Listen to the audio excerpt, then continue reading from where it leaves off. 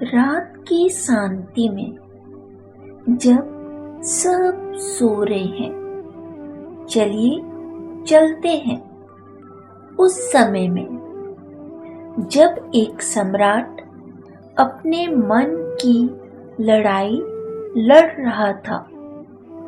उसका नाम था अशोक, जिसे दुनिया ने महान कहा, लेकिन वो खुद जानता था महान बनना कितना कठिन होता है।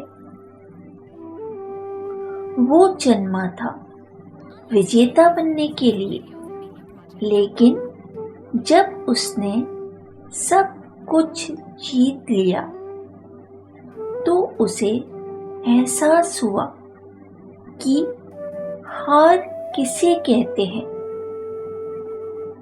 यही कहानी है उस सम्राट की जिसने तलवार छोड़ करुणा को अपना धर्म बना लिया। तो आइए सुनते हैं सम्राट अशोक की कहानी। समय 304 ईसा पूर्व। पाटलिपुत्र राजमहल। दरबार में सन्नाटा है। रानी सुभद्रांगी प्रसव पीड़ा में है। बाहर बिजली चमकती है और उसी क्षण एक बालक जन्म लेता है। उसके रोने की आवाज के साथ दीवारों पर दीपक अपने आप जल उठते हैं। दरबारी ज्योतिषी आकाश की ओर देखता है और कहता है, महाराज बिंदुसार, यह बालक असाधारण है, पर इसके चरणों के नीचे रक्त की रेखा है। यह राज करेगा, पर पहले विनाश का दूत बनेगा। बिंदुसार मुस्कुराते हैं।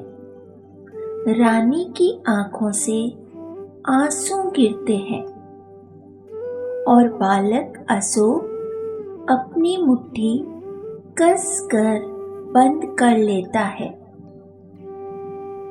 समय 290 ईसा पूर्व। तक्षशिला का मैदान। सूरज की पहली किरण घास पर पड़ती है। 14 वर्षीय अशोक अपने घोड़े पर सवार है। वह तीर चलाता है और एक साथ तीनों तीर निशाने पर लगते हैं। गुरु कहते हैं, राजकुमार, तुम्हारी आंखों में शांति नहीं, ज्वाला है। अशोक मुस्कुराकर कहता है, शांति तो विजेताओं के लिए होती है गुरु। मैं अभी युद्ध सीख रहा हूँ। समय 275 ईसा पूर्व। पाटलिपुत्र दरबार। राजा बिंदुसार वृद्ध हो चुके हैं। राजमहल में सत्ता संघर्ष है। राजकुमार सुसीम राजकुमार अशोक से ईर्ष्या करता है। राजसभा में षड्यंत्र, झूठे आरोप और जहर की चालें चलती है। अशोक को तक्षशिला प्रांत का राज्यपाल बनाकर दूर भेज दिया जाता है। अशोक घोड़े पर बैठता है और दूर जाते हुए पीछे मुड़कर महल की ओर देखता है और कहता है, जिसे तुमने निर्वासित किया है वही एक दिन तुम्हारा उत्तराधिकारी बनेगा। समय 273 ईसा पूर्व। पाटलिपुत्र का राजमहल। बिंदुसार की मृत्यु हो चुकी है। सिंहासन खाली है। रात का आकाश लाल हो उठा है और उसी रात अशोक तलवार लेकर दरबार में प्रवेश करता है। भाइयों की बगावत, खून से लथपथ गलियां, महल की सीढ़ियां शवों से ढक चुकी है। अशोक सिंहासन पर बैठता है। रक्त से सनी तलवार को ऊपर उठाता है और कहता है, अब यह साम्राज्य मेरा है। लोग उसके लिए नाम रखते हैं चंड अशोक।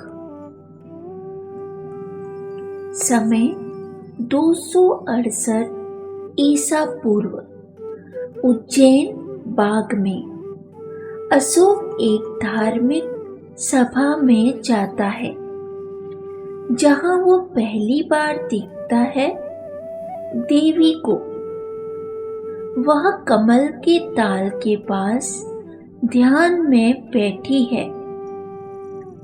उसके चेहरे पर शांति, आंखों में दया और उसकी मुस्कान जैसे अग्नि पर वर्षा।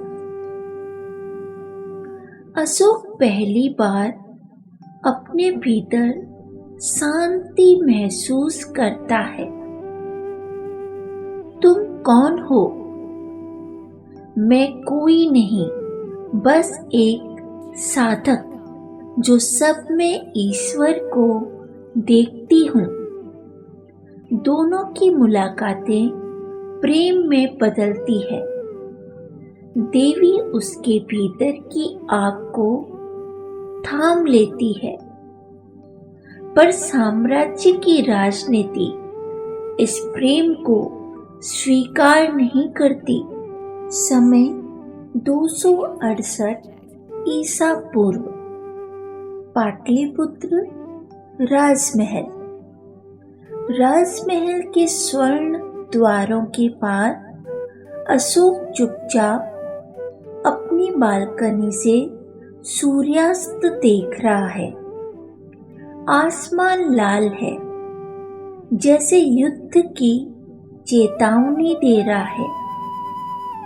पर उसके मन में अब कोई युद्ध नहीं, सिर्फ देवी की मुस्कान गूंज रही है। वह दिन भर की सभा की बातें भूल नहीं पा रहा। देवी की बातें, उसकी शांत आंखें और वह क्षण जब पहली बार उसने अपने भीतर के क्रोध के पार कुछ शांत महसूस किया। दरबार में तभी कदमों की आहट होती है। राज, वेद और मंत्रीगण प्रवेश करते हैं।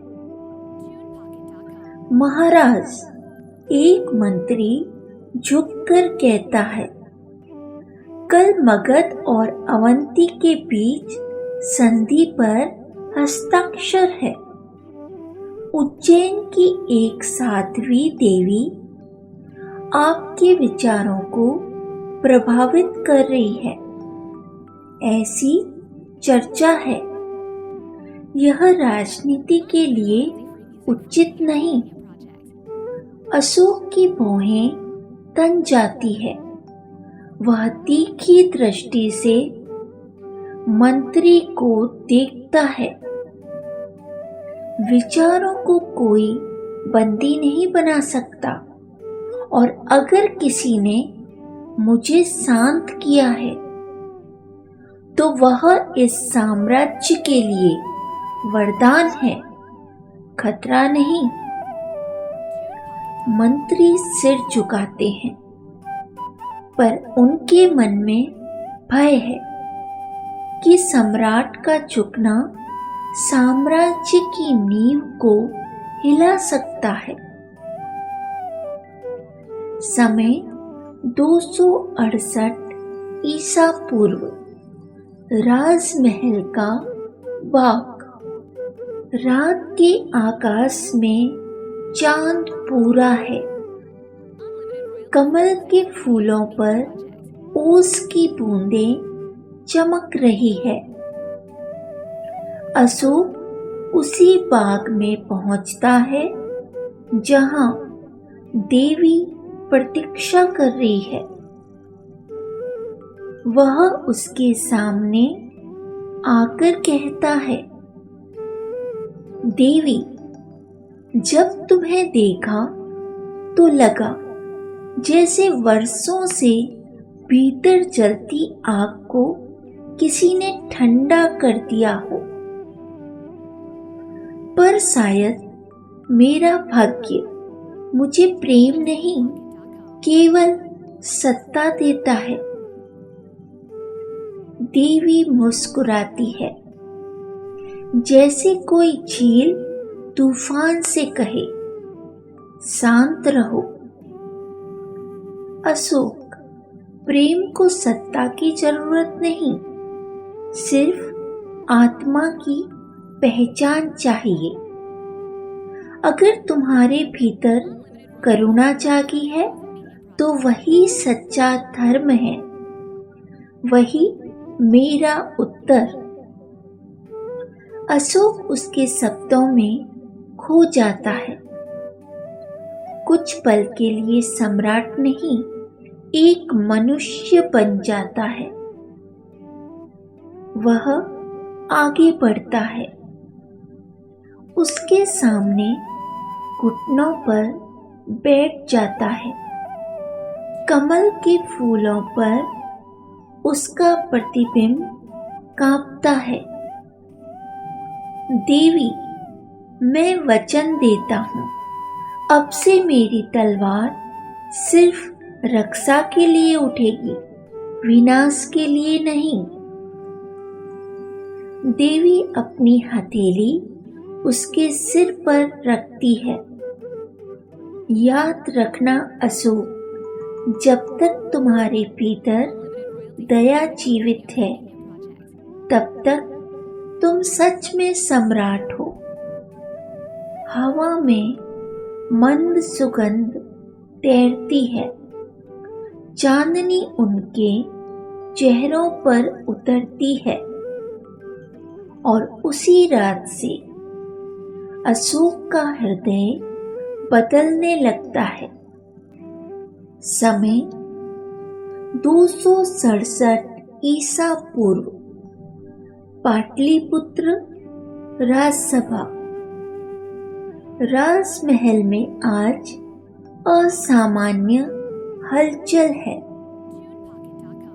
मंत्री, सेनापति और राजकुमारों की आंखों में चिंता है। अशोक सिंहासन पर बैठा है, शांत पर दृढ़।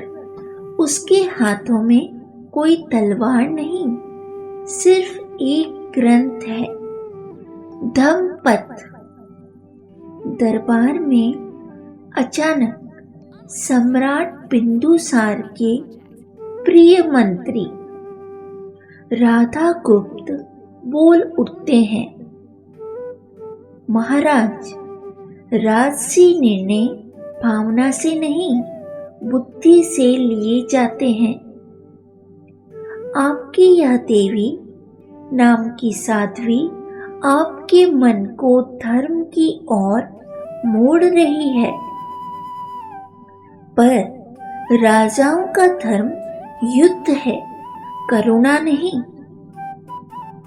सभा में सहमति की फुसफुसाहट गूंजती है। अशोक की नजरें सब पर घूमती है। वह शांत स्वर में उत्तर देता है, युद्ध तब तक धर्म था जब तक मैं अंधा था, अब मैं देख पा रहा हूँ, रक्त में कोई विजय नहीं। मंत्रियों के चेहरे पर बेचैनी फैल जाती है। उन्हें डर है, अगर अशोक दया में पड़ गया तो साम्राज्य की शक्ति कमजोर पड़ जाएगी। समय 267 ईसा पूर्व। राजमहल के पीछे का बाग। देवी वही है, वही कमल का ताल, वही मंद हवा, पर आज उसकी आंखों में भी शंका है। अशोक पास आता है।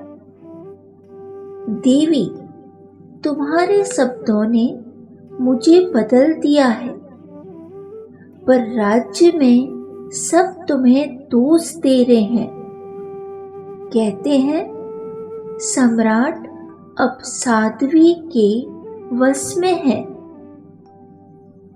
देवी मुस्कुराती है।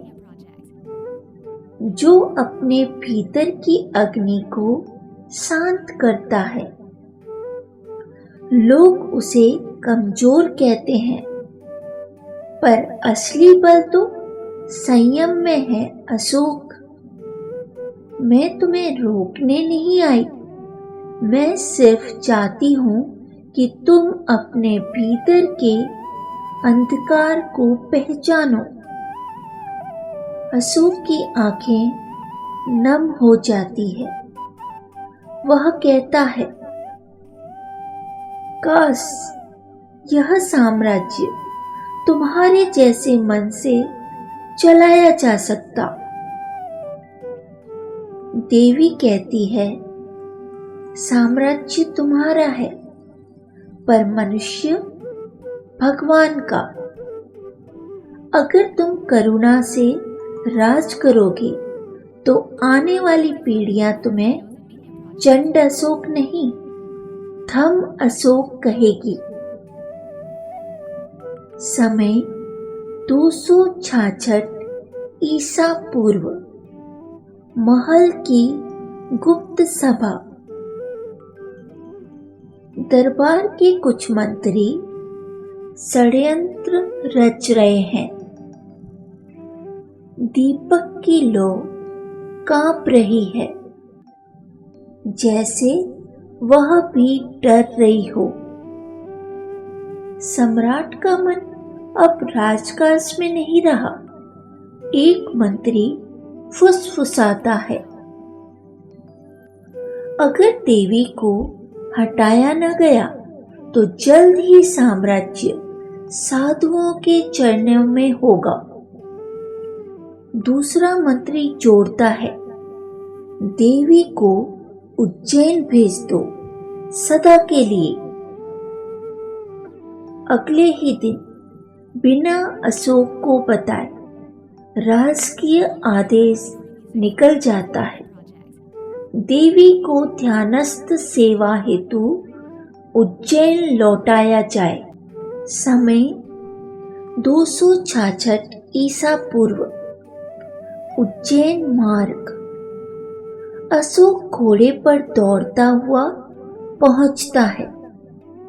राजदूत देवी को ले जा रहे हैं। वह आगे बढ़कर रथ रोक लेता है। कौन सा धर्म है ये जो प्रेम को निर्वासित करता है? वह क्रोध में दहाड़ता है। देवी धीरे से उतरती है। अशोक का चेहरा छूती है। यह बिछड़ना भी एक साधना है अशोक। अब तुम्हें अपने भीतर वह शांति ढूंढनी है जो मुझसे नहीं, स्वयं से मिले। वह मुड़कर जाती है। रथ धीरे धीरे दूर होता जाता है और धूल में बस देवी का आंचल झिलमिलाता है। अशोक वहीं खड़ा रह जाता है। उसके हृदय में पहली बार प्रेम का वियोग नहीं, बल्कि धर्म की ज्वाला जलती है। समय 261 ईसा पूर्व। 6 वर्ष बीत चुके हैं। अशोक फिर वही सम्राट बन चुका है, पर भीतर से टूटा हुआ। देवी की याद उसके भीतर कहीं दबी है, पर राजनीति ने उसे लोह की दीवारों में बंद कर दिया है। अब उसके सामने है कलिंग, एक राज्य जिसने आत्मसमर्पण से इनकार किया। और यहीं से शुरू होती है वो लड़ाई जो न सिर्फ भारत का बल्कि अशोक का हृदय भी बदल देगी। समय 261 ईसा पूर्व। कलिंग का तट आकाश धुएं से काला है। धरती पर तीरों की वर्षा हो रही है। घोड़ों की टापिंग, ढालों की टकराहट और दूर पहाड़ियों से आती युद्ध घोष की गूंज, जैसे मृत्यु स्वयं रणभूमि पर उतर आई हो। अशोक अपनी विशाल सेना के साथ आगे खड़ा है। उसके चेहरे पर अब कोई करुणा नहीं, सिर्फ पत्थर की सी दृढ़ता। वह तलवार उठाता है और गर्जना करता है, आज कलिंग झुकेगा या मिट जाएगा। ढोल बजते हैं, हजारों सैनिकों का समुद्र कलिंग की ओर बढ़ता है। हवा बारूद की गंध से भारी और चारों ओर बस एक ही आवाज, मारो आगे बढ़ो, मारो आगे बढ़ो। अशोक मौर्य सम्राट अब अपने रथ पर खड़ा था। सोने से जड़ा हुआ कवच उसके शरीर पर चमक रहा था, पर उसकी आंखों में लौ थी, विजय की नहीं, प्रतिशोध की। उसके सामने था कलिंग, एक स्वतंत्र भूमि जो झुकने से बेहतर मिट जाना जानती थी।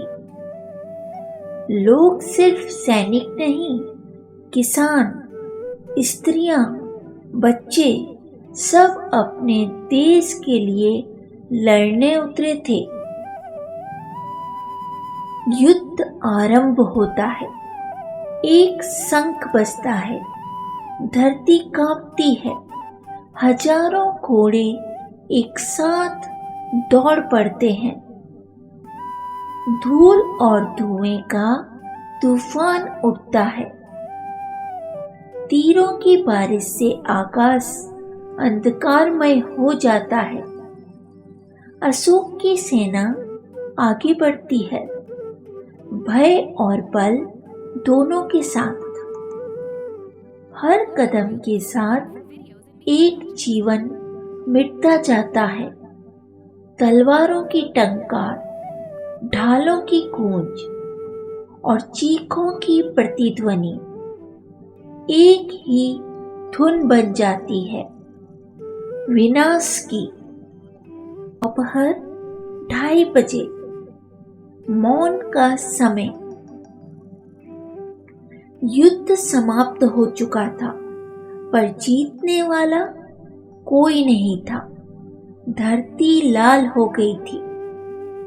नदी का पानी अब खून में बदल चुका था। जहां कभी जीवन था, अब वहां सिर्फ राख और शव पड़े थे। 1,00,000 से भी अधिक घोड़े थककर गिर चुके थे। सैनिकों की सांसें टूटी हुई थी और रथों के पहिए लहू में धंस चुके थे। अशोक अपने रथ से उतरता है। उसके पैरों में खून सना हुआ है। हर कदम के साथ वह किसी की लाश पर चलता है। चारों तरफ लाशें ही लाशें। अशोक की तलवार हाथ से गिर जाती है। धातु मिट्टी में धंसती है और उसके दिल की दीवारें भी उसी पल टूट जाती है। वह ऊपर देखता है। आसमान में धुआं है, आग है, पर ईश्वर नहीं है। उसकी आंखों से आंसू बहने लगते हैं और वह बुदबुदाता है, मैंने जीत नहीं पाई, मैंने सब खो दिया। उस क्षण से सम्राट अशोक राजा से मानव बन गया। उसने उसी खून सनी भूमि पर प्रतिज्ञा ली, अब से तलवार नहीं, सत्य और करुणा ही मेरा धर्म होगा। और वहीं से शुरू हुई एक नई यात्रा, जहां विजेता अशोक समाप्त हुआ और धर्म अशोक का जन्म। समय 260 ईसा पूर्व। बुद्ध विहार, पाटलिपुत्र। संध्या का समय है। गंगा किनारे स्थित बुद्ध विहार पर हल्की सी हवा चल रही है। दियों की लौ झिलमिला रही है और घंटियों की धीमी ध्वनि वातावरण में शांति भर रही है। युद्ध के महीनों बाद अशोक पहली बार अपने कवच के बिना आया है। न उसके हाथ में तलवार है, न आंखों में वही कठोरता। वह अकेला है, पर भीतर एक तूफान चल रहा है। वह धीरे धीरे विहार के अंदर बढ़ता है। दीवारों पर बुद्ध के उपदेश खुदे हैं। अहिंसा परमो धर्मः। सत्य ही जीवन का आधार है। अशोक की नजर उन अक्षरों पर ठहर जाती है। क्षण भर के लिए उसे देवी की आंखें याद आ जाती है। वो दिन जब देवी ने कहा था, राजा, यदि तुम केवल रक्त से विजय पाओगे तो तुम्हारे राज्य में सुख नहीं, शोक फैलेगा। वह ठहरता है। बुद्ध की विशाल मूर्ति के सामने आता है। मूर्ति के शांत चेहरे में उसे कुछ दिखता है, जैसे कोई अदृश्य दर्पण हो जिसमें उसका पाप, उसका क्रोध, उसका विनाश झलक रहा हो। धीरे धीरे वह झुकता है, माथा धरती पर टिकाता है, आवाज कांपती है पर सच्ची है। मैंने विनाश चुना था, अब सृजन चाहता हूं। कुछ क्षण के मौन के बाद मंदिर के बाहर से घंटी की गूंज उठती है, जैसे प्रकृति स्वयं उस संकल्प की साक्षी हो। उस दिन से अशोक बदल जाता है। वह आदेश देता है, अब कोई युद्ध नहीं, अब कोई रक्त नहीं। सारी तलवारें गलवाई जाती है। उनका लोहा ढालों और भालों में नहीं, बल्कि शिलालेखों में ढलता है। हर पत्थर पर वह खुदवाता है, धम्म ही मेरा शासन है। अब सैनिकों की गर्जना नहीं, बल्कि भिक्षुकों के मंत्रों की ध्वनि गूंजती है। अशोक अब चक्रवर्ती सम्राट नहीं कहलाना चाहता। वह धम्म का सेवक बन जाता है। वह पूरे आर्यावर्त में संदेश भेजता है, मेरी विजय अब मनुष्यों के हृदय में है, न कि उनके प्रदेशों में। जहां पहले रक्त बहता था, अब वहां स्तूप बनते हैं। जहां पहले युद्ध का डंका बजता था, वहां अब धम्म घोष गूंजता है। पाटलिपुत्र का यह क्षण इतिहास का वह मोड़ बन जाता है, जहां एक सम्राट राजा से मानवता का दूत बन जाता है। समय 258 ईसा पूर्व। पाटलिपुत्र राजमहल। सूरज की पहली किरण गंगा के जल पर पड़ रही है। राजमहल में अब कोई शोर नहीं, बस शांति। अशोक अपने राज सिंहासन पर नहीं, जमीन पर आसन लगाकर बैठा है। सामने भिक्षु उपगुप्त और उसके 2 बच्चे महेंद्र और संघमित्रा। वातावरण में धूप की हल्की सुगंध है। अशोक की आंखों में आज गर्व और करुणा दोनों है। धम्म का संदेश केवल इस भूमि तक सीमित क्यों रहे? जिस तरह गंगा सबको समान जल देती है, वैसे ही बुद्ध का उपदेश भी सबके लिए है। वह अपने पुत्र और पुत्री की ओर देखता है। दोनों सिर झुकाकर उसके सामने खड़े हैं। सफेद वस्त्रों में भिक्षुओं की तरह शांत और दृढ़। अशोक के हाथ में एक छोटा बोधि वृक्ष का पौधा है।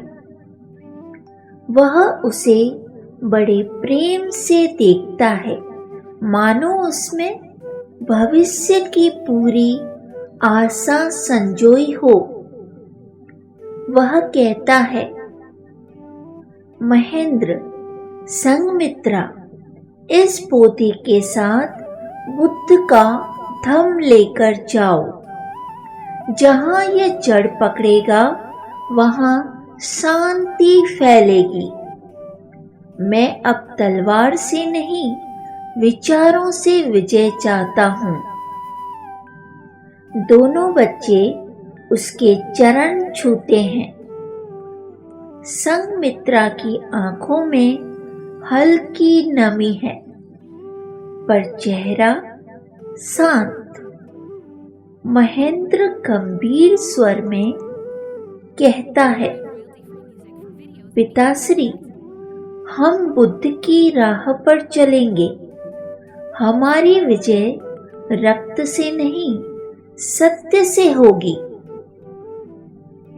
बाहर शंख बज उठता है। गंगा के तट पर एक जहाज तैयार है, जिस पर चिन्ह बना है धम्म चक्र का। भीड़ जमा है। लोग अशोक के बच्चों को विदा करने आए हैं, क्योंकि यह सिर्फ यात्रा नहीं, एक युग की शुरुआत है। अशोक दूर खड़ा है, पर उसके हृदय में गर्व की लहर उठती है। वह धीरे से बुदबुदाता है, कलिंग ने मुझे बदल दिया था, और अब मेरे बच्चे संसार को बदलेंगे। जहाज धीरे धीरे गंगा की लहरों में बहता जाता है। पीछे से अशोक की आवाज हवा में गूंजती है, धम्म सर्वत्र फैले, यही मेरी सच्ची विजय होगी। समय बीतता है। वर्षों बाद श्रीलंका में वही बोधि वृक्ष अपनी जड़ें फैलाता है। वहीं से शुरू होती है अशोक की सबसे महान विरासत, धम्म की वैश्विक यात्रा। समय 232 ईसा पूर्व। पाटलिपुत्र राजमहल। अंतिम दिवस। राजमहल अब वैसा नहीं रहा जैसा पहले था। जहां कभी युद्ध की योजनाएं बनती थी, वहां अब शांत दीपक जलते हैं और दीवारों पर खुदे हैं बुद्ध के उपदेश। अशोक अब वृद्ध हो चुका है। उसके बाल सफेद हैं, शरीर दुर्बल, पर चेहरा पहले से अधिक शांत। आंखों में अब कोई लालच, कोई महत्वाकांक्षा नहीं, सिर्फ एक गहरी तृप्ति। वह अपने लेखकों और पत्थरकारों से कहता है, मेरे शब्दों को पत्थर पर लिखो, ताकि समय भी उन्हें मिटा न सके। उसके सामने रखे हैं शिलालेखों के प्रारूप, पत्थरों पर खुदे हुए वाक्य जो सदियों बाद भी गूंजेंगे। सभी जीवों के प्रति दया रखो, धम्म सबका धर्म है। मैं चाहता हूं कि मेरे सभी प्रजा सुखी हो, यहाँ और परलोक दोनों में। वह खुद एक शिला को छूता है और धीरे से कहता है, इन पत्थरों में अब मेरा राज्य नहीं, मेरा हृदय दर्ज होगा। वहीं बगल में बुद्ध की मूर्ति रखी है। अशोक मूर्ति की ओर देखता है और उसकी आंखों में जैसे पूरा जीवन घूम जाता है। कलिंग का रक्त, देवी की मुस्कान, विहार की घंटियां, महेंद्र और संघमित्रा का प्रस्थान, सब कुछ एक क्षण में एक हो जाता है। धीरे धीरे वह उठता है, कमजोर कदमों से बुद्ध की मूर्ति के पास जाता है। फर्श पर घुटनों के बल बैठ जाता है। हे तथागत, मैंने बहुत देर से तुम्हारा मार्ग चुना, पर जो समय मिला उसमें मैंने केवल प्रेम बोया है। आंखों से आंसू गिरते हैं, पर वे पछतावे के नहीं, शांति के आंसू हैं। उसका हाथ मूर्ति के चरणों को स्पर्श करता है। दीपक की लौ हिलती है, जैसे अंतिम परिणाम स्वीकार कर रही हो। कुछ देर बाद हल्की हवा चलती है। दीपक की लौ बुझती नहीं, बस स्थिर हो जाती है और उसी मौन क्षण में सम्राट अशोक महाश्रमण बनकर संसार से विदा लेता है। समय शताब्दियां बीतती है, पर पत्थरों पर खुदे उनके शब्द अब भी बोलते हैं। भारत से लेकर श्रीलंका, नेपाल, अफगानिस्तान तक अशोक के शिलालेख आज भी वही कहते हैं, सच्ची विजय भूमि की नहीं, हृदय की होती है।